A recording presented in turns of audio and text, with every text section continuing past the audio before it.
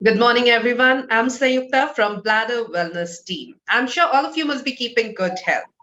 Today, we are going to discuss a very important topic, BPH, benign prostatic hyperplasia management. BPH, also called as prostate gland enlargement, is a very common condition as men get older. An enlarged prostate gland can cause uncomfortable urinary symptoms such as blocking the flow of urine out of the bladder. It can also cause bladder, urinary tract, or kidney problems. BPH overall affects the quality of life. Approximately one third of men older than 50 years worldwide and 30 million men have symptoms related to BPH. To throw more light on the subject and guide us on what's right for diagnosis and treatment of BPH, today we have with us renowned urologist Dr. Shakib Shah, urologist, andrologist, laparoscopic and renal transplant surgeon in Darbhanga. Dr. Shakib has rich experience in the field of urology. He is one of the best urologists at his place, and he believes in utmost precision and efficiency, ensuring that patients' health is in safe hands.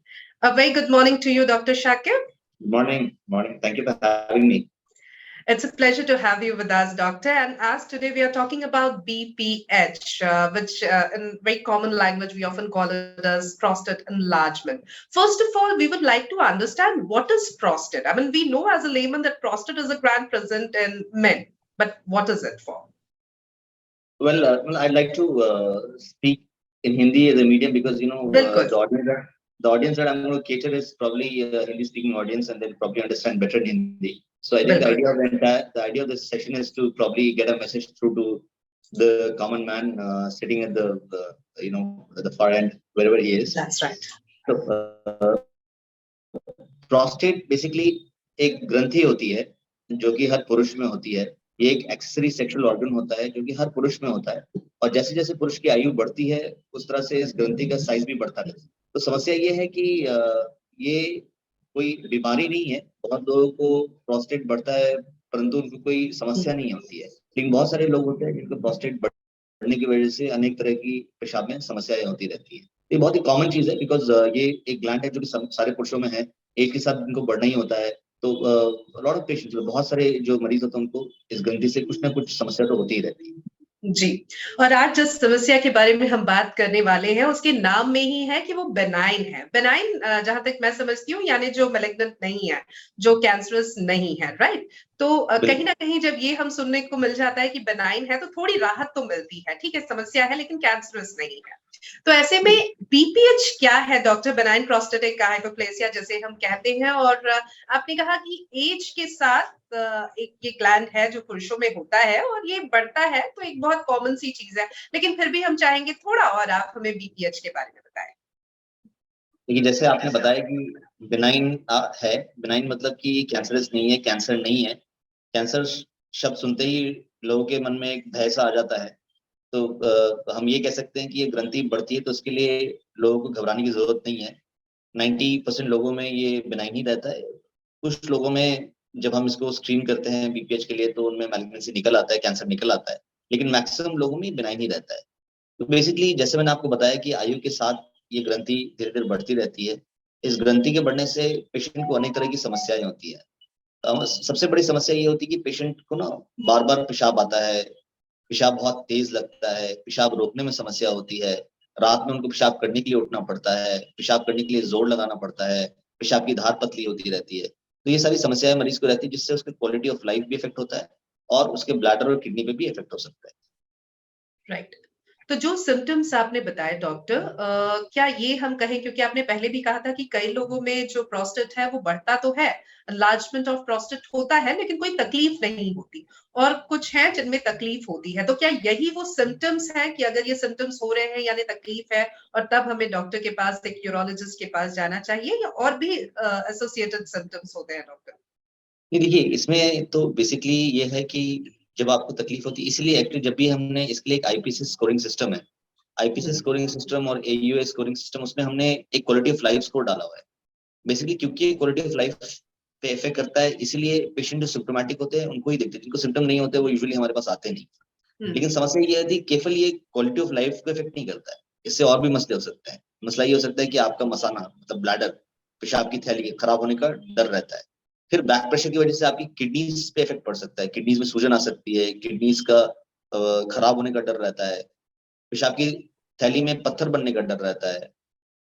Renal जो आपका creatine है वो derange होने का डर रहता है। तो अनेक यूटीआई, रिकरेंट यूटीआई होने का डर रहता है, इन्फेक्शन वगैरह होने का डर रहता है। ये सारी समस्याएं होती हैं। बहुत सारे मरीज हमारे साथ जो कॉमन सिम्टम्स होते हैं उसके लिए नहीं आते, एंड वो हमारे पास आते हैं विद सिम्टम्स ऑफ फीवर, पेशाब में जलन, किडनी उनका बड़ा रहता है, सूजन उनको रहती है चेहरे पे, ऐसे अन्य तरह की परेशानियों के साथ आते हैं। बेसिकली उनकी कॉम्प्लिकेशंस के साथ बहुत लोग आ जाते हैं। तो बेसिकली एक तो क्वालिटी ऑफ लाइफ पे इफेक्ट करता है, plus it will cause lot of complications also.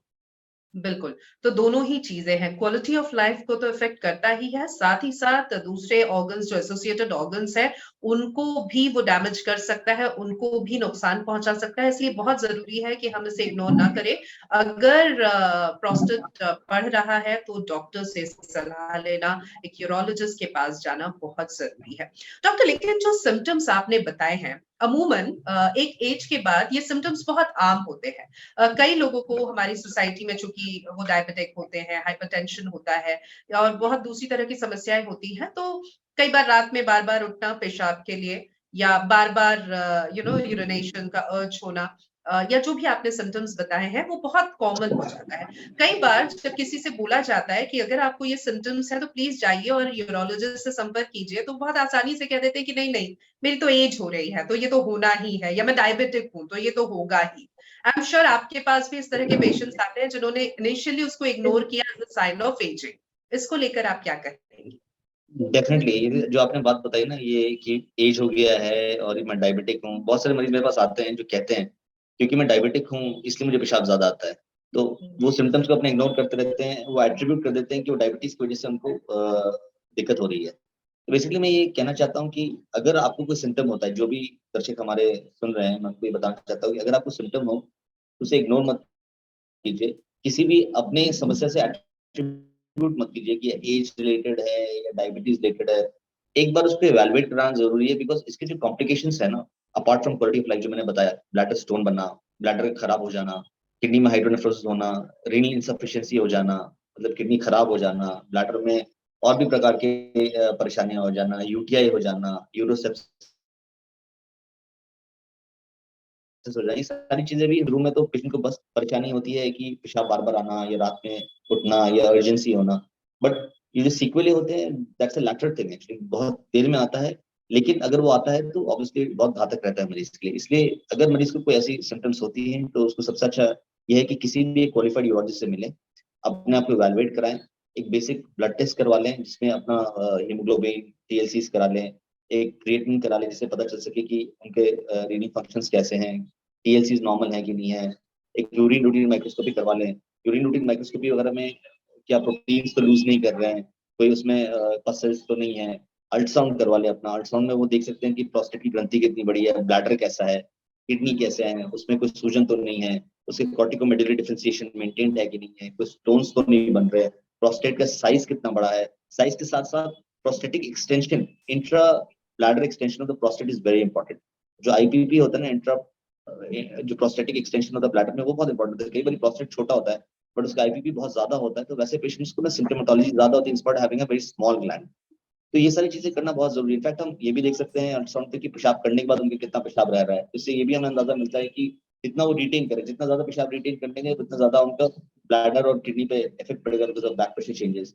Uroflowmetry करके हम देख सकते हैं कि उनका आखिर फ्लो कितना है, whether it's in the danger zone और it is in the equivocal zone और इट इज नॉर्मल। ये सारी चीजें हमें ना ऑब्जेक्टिवली पता चल पाती है। सब्जेक्टिवली बहुत बारी patient perceive, a lot of patients tend to perceive कि उनको सिम्टम्स होते हैं, बट वो परसीव करते हैं कि नहीं, ये किसी न किसी चीज को एट्रीब्यूट कर देते हैं। कुछ लोग को कम सिम्टम्स होते हैं वो, लेकिन वो ज्यादा परेशान रहते हैं। तो सिम्टोमेटोलॉजी वेरी कर सकती है। मोस्ट इंपॉर्टेंट थिंग इज कि हमें वो करना जरूरी है, बेसिकली पेशेंट को बिल्कुल। इवैल्यूएट करना जरूरी है। बिल्कुल, इवैल्यूएशन बहुत रहेगा। ज़रूरी है कि हम सिम्पटम्स को इग्नोर ना करें, वो चाहे बहुत माइल्ड सिम्पटम्स हो, बहुत ज़्यादा सिम्पटम्स हो, और एज के साथ तो प्लीज़ इसे एसोसिएट करके बिल्कुल ना देखें। अगर एज के साथ भी आपको ये प्रॉब्लम हो रही है, तो ये यकीन मानिए कि इलाज संभव है, आपको राहत मिल सकती है। तो इसलिए क्यों हम अपने क्वालिटी ऑफ लाइफ से कॉम्प्रोमाइज़ करें, या क्यों हम अपने जो दूसरे ऑर्गन्स हैं, उनको नुकसान पहुँचाने का मौका दें इस कंडीशन को। तो प्लीज़ ऐसा ना करें। क्वालिफाइड न्यूरोलॉजिस्ट है, जैसा कि डॉक्टर शाब्तक ने बताया, आप मिलें और सही सलाह लें। अब डॉक्टर, आपने 2 चीज़ें कही, एक तो सिम्पटम्स हैं, तो पता है कि ठीक है, ये सिम्पटम्स हैं तो शायद कुछ गड़बड़ है, हमें एक क्वालिफाइड न्यूरोलॉजिस्ट के पास जाना है। जिनको सिम्पटम्स नहीं है, एसिम्प्टोमेटिक हैं, लेकिन उनका प्रोस्टेट जो है वो बढ़ रहा है, उनको कैसे पता चलेगा? कई बार ये भी कहा जाता है कि एक सर्टेन एज के बाद, आप 45 या 50 के हो गए हैं, तो रेगुलर एक एनुअल हेल्थ चेकअप कराना चाहिए। तो क्या उससे भी पता चल सकता है, या क्या हम करें अगर कोई सिम्पटम्स नहीं है, लेकिन हो सकता है कि एनलार्जमेंट हो रहा हो प्रोस्टेट में? देखिए mainly enlargement is not a problematic thing, सिर्फ एनलार्जमेंट होना प्रॉब्लमेटिक नहीं होता है। लेकिन 50 के बाद, जैसे फीमेल्स में हमने बताया कि 40 के बाद breast examination, self breast examination is a very important thing to detect malignancy, cancer detect करने के लिए। वैसे ही पुरुषों में प्रोस्टेट का हेल्थ जानने के लिए या प्रोस्टेट मैलिग्नेंसी रूल आउट करने के लिए 50 के बाद स्क्रीनिंग करते रहना होता है। तो उसके लिए डिपेंड करता है, अगर कोई हाई रिस्क फैक्टर है, जैसे फैमिली हिस्ट्री है पेशेंट को, या उसकी जो एथनिसिटी है, इन सब चीजों का कोई मसला है, तो हमें और फ्रीक्वेंटली करना पड़ता है। अदरवाइज जो डॉक्टर होता है वो डिटरमाइन करता है कितनी फ्रीक्वेंटली है। लेकिन after 50 it's better to get yourself evaluated, get an ultrasound done, get a serum PSA done. इन सब चीजों से क्या होता है कि हमें पता चल जाता है कि आखिर इसमें कोई ऐसी चीज तो नहीं है जिससे हमें मतलब सतर्क हो जाना पड़ेगा, और हमें we have to take some intervention करने की जरूरत पड़ेगी कि नहीं पड़ेगी। तो इससे हमें ना एक तरह से it's like a preventive checkup बिल्कुल। Actually, it should be done. जैसे फीमेल्स में ब्रेस्ट एग्जामिनेशन होता है, वैसे मेल में प्रोस्टेट का 50 के बाद करना बेहतर रहता है, इवन इन बिल्कुल, एसिम्प्टोमेटिक तो ये एक पेशेंट्स। बहुत इम्पोर्टेंट टेक अवे है हमारे लिए कि अगर 50 प्लस है तो पुरुष हैं, तो प्लीज़ एक एनुअल चेकअप ज़रूर कराएँ, अल्ट्रासाउंड। हम ट्रीटमेंट पर भी बात करना चाहेंगे डॉक्टर, कि मान लीजिए बीपीएच है, अब क्या? क्या ट्रीटमेंट ऑप्शंस अवेलेबल हैं? सबसे अच्छी बात है कि आज के डेट में, आज के युग में, इरेक्शन ये होता था कि 75 ग्राम से ऊपर प्रोस्टेट है तो हमें ओपन करना हुँ, पड़ेगा। उसके बाद फिर 100 ग्राम के ऊपर हमने सोचा कि हम इसको ओपन करेंगे। पेशेंट अगर एंटीकोगुलेंट्स पे है तो प्रोस्टेट की सर्जरी नहीं कर सकते हैं। बहुत सारे और कैवेट्स थे पहले, लेकिन विद एडवांसमेंट जो हमारे पास ना, we can do any surgery, मतलब किसी भी तरह का प्रोस्टेट हम एंडोस्कोपिकली ही कर सकते हैं, बिना किसी चीरे के कर सकते हैं। तो अलग अलग तरह की विधि है। एक तो मोनोपोलर टीआरपी होता है जो कि सबसे कॉमनली यूज होता है, बाइपोलर टीआरपी होता है, वो होता है, फिर लेजर टीआरपीज होते हैं। इस लेजर टीआरपी में ब्लीडिंग की संभावना बहुत कम होती है। आजकल लेजर इन्यूक्लिएशन हमने स्टार्ट किया हुआ है, होलिप वगैरह स्टार्ट किया, उसमें जिस तरह से ओपन सर्जरी करते हैं उसी प्रकार से लेजर से हम पूरा ग्लैंड काट के उसको फिर मॉस्कुलेट करके छोटा करके उसे निकाल देते हैं। तो बेसिकली वो पूरा एक ओपन सर्जरी को रिप्लिकेट करता है, और उसके रिजल्ट्स बहुत अच्छे हैं। तो मुझे लगता है कि जो भी मरीज हैं उनको मतलब इससे भयभीत नहीं होना चाहिए कि अब मुझे क्या कहते हैं प्रोस्टेट बढ़ गया, मेरा पेशाब रुक गया है, या कोई ऐसी समस्या हो गई। इसका उपचार संभव है, और बहुत आधुनिक तरीके से संभव है, दूरबीन की विधि द्वारा संभव है, बिना किसी चीरे के संभव है। और with in period of 5 to 6 days patient will be catheter free, और पेशेंट नॉर्मली अपना सामान्य जीवन व्यतीत कर सकता है। तो ये बहुत ही मतलब बड़ी चीज है, मतलब यूरोलॉजी जो फील्ड है उसमें बहुत ज्यादा आधुनिकीकरण हो चुका है इन सब चीजों का। बिल्कुल, तो काफ़ी एडवांसमेंट हो चुका है यूरोलॉजी में, और काफ़ी एडवांस टेक्नीक्स आ गए हैं, और बिना ऑपरेशन के, बिना चीरा लगाए भी अब इलाज संभव है। इसके अलावा क्या डॉक्टर सिर्फ मेडिसिन से भी स्थिति को नियंत्रण में लाया जा सकता है? बिल्कुल बिल्कुल, देखिए मैं जो भी दर्शकों को ये बताना चाहता हूँ कि जो प्रोस्टेट की जो समस्या होती है, उनमें 50% से ऊपर लोग मेडिकल मैनेजमेंट से इम्प्रूव हो जाते हैं। लेकिन वो प्रोलॉन्ग ट्रीटमेंट होता है, कम से कम 5 साल देना होता है। बट हम जनरल प्रैक्टिस में क्या करते हैं कि हम लाइफ लॉन्ग देते रहते हैं उनको मेडिसिन। जैसे बीपी का मेडिसिन हो गया, शुगर का मेडिसिन हो गया, वैसे ही हम प्रोस्टेट की मेडिसिन भी लाइफ लॉन्ग देते हैं। At least a period of 5 years तो देना ही होता है। मोर देन जी। 50% ऑफ पेशेंट्स सिर्फ दवाओं से ही ठीक हो जाते हैं, उनको और किसी चीज को करने की जरूरत नहीं होती है। लेकिन अगर पेशेंट दवाओं पे ठीक नहीं हो पाता है, उसकी पेशाब की धार इंप्रूव नहीं कर पाती है, या कोई कॉम्प्लिकेशन डेवलप करता है, जैसे कि जो मैंने आपको बताया, रीनल फेलियर, किडनी खराब हो जाना, ब्लैडर में स्टोन हो जाना, बार बार इन्फेक्शन होना, पेशाब रुक जाना, ऐसी कोई भी समस्या होती है, तो उसको ऑपरेशन कराना अनिवार्य है ऐसी स्थिति में। ये सवाल मैंने इसलिए भी पूछा क्योंकि हमारी एक व्यूअर है वंदना, उन्होंने एक मिलता-जुलता सा सवाल पूछा। उनका क्वेश्चन है, how quickly do the medication takes effect as my husband is also having the problem of BPH? The medications usually take effect within a week or so. So if we prescribe medicines, probably after a week or so, we tend to get the results. And but the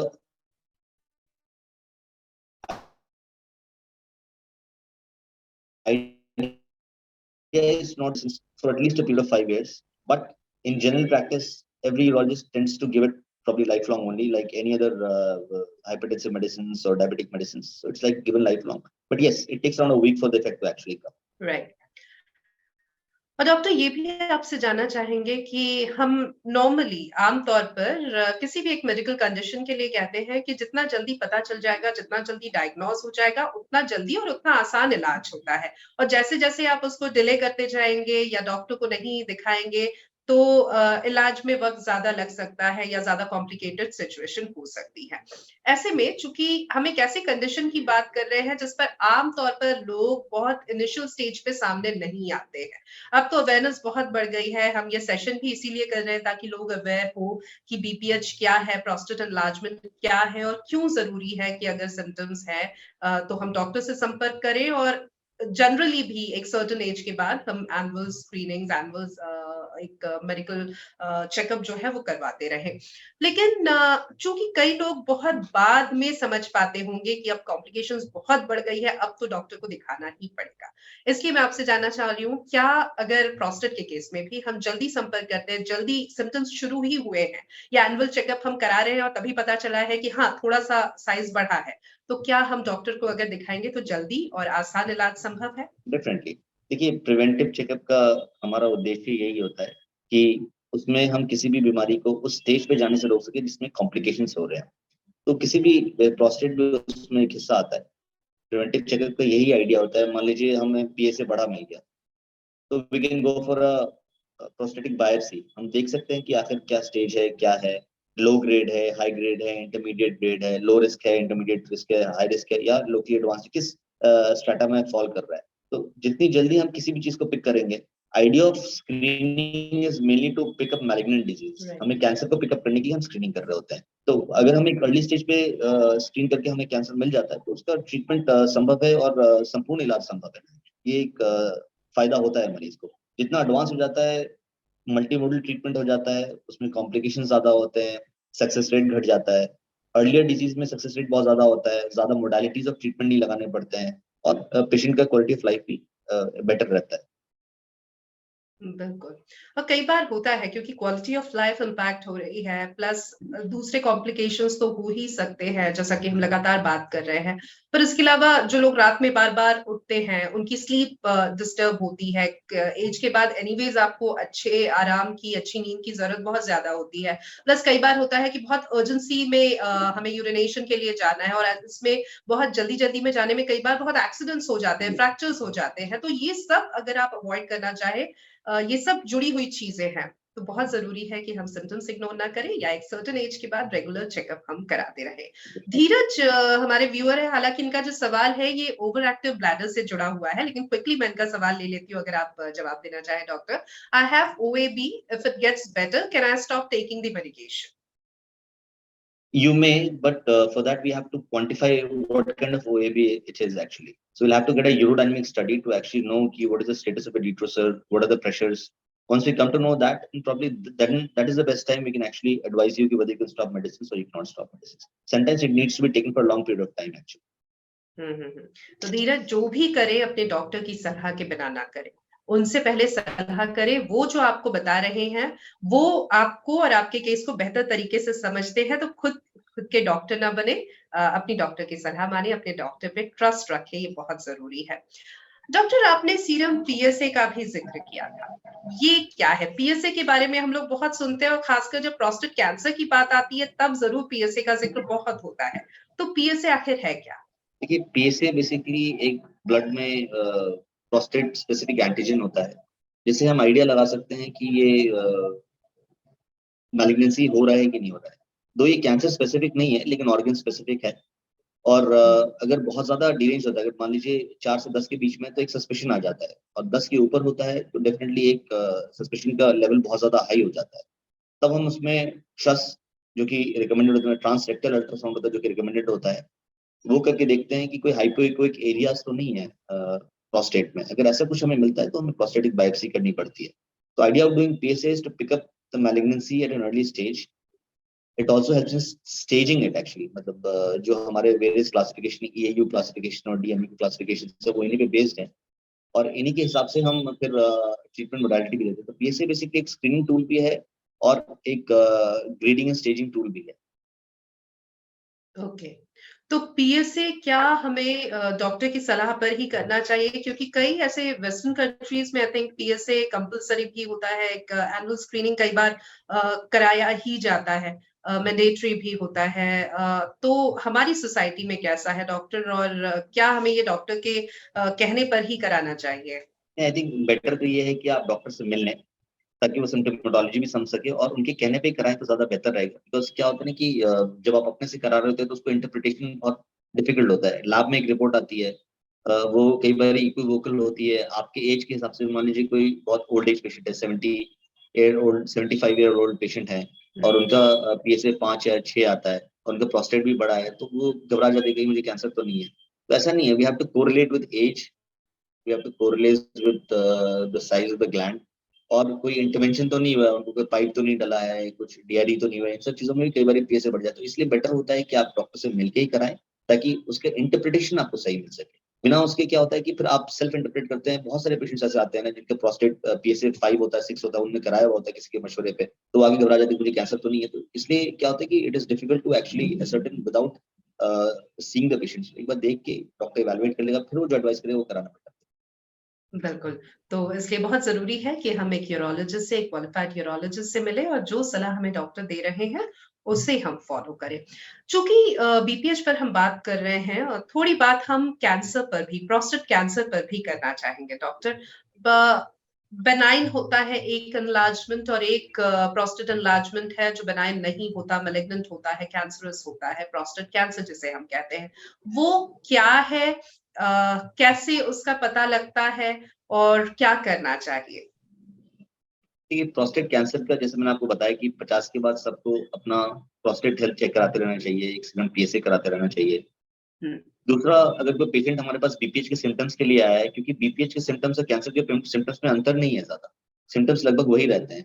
बस कुछ ऐसे symptoms है, जैसे अगर वो metastasise कर गया तो हो सकता है कमर में दर्द हो रहा हो या हिप में दर्द हो रहा हो। ये सिम्टम्स यूजुअली प्रोस्टेटिक कैंसर में आते हैं, बिनाइन प्रोस्टेटिक हाइपरप्लेजिया में नहीं आते हैं। लेकिन ये सब सिम्टम्स भी जो आते हैं बहुत डिलेड होते हैं actually। तो इसलिए हमें उसे पहले ही पिक कर लेना होता है उसको।